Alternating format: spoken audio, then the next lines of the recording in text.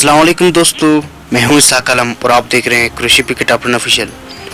दोस्तों, आज की वीडियो में हम बात करेंगे दुनिया के 3 खतरनाक तरीन रोड्स के बारे में, जहां पर ड्राइव करना शायद एक आम आदमी के लिए निहायत खतरनाक होगा। तो चलिए स्टार्ट करते हैं। सब्सक्राइब करें कृषि पिकेट अपना ऑफिशियल को और बेल आइकन को दबाएं लेटेस्ट वीडियो सबसे पहले देखने के लिए।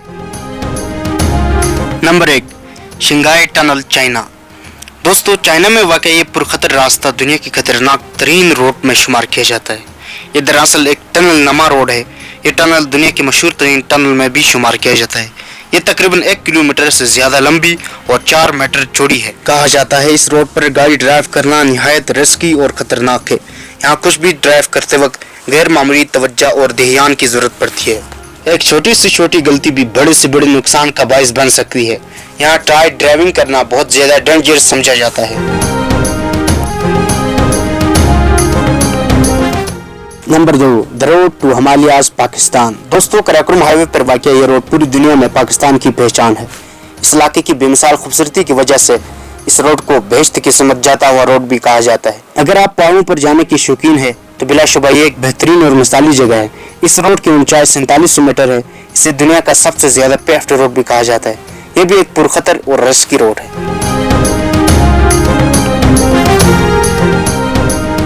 Number 3, scraper canyon road, New Zealand.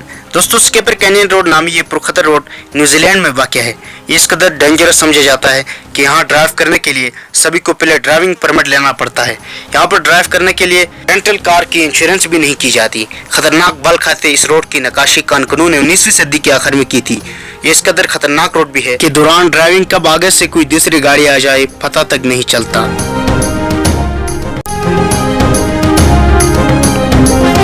दोस्तों, आज की वीडियो बस यहीं तक थी।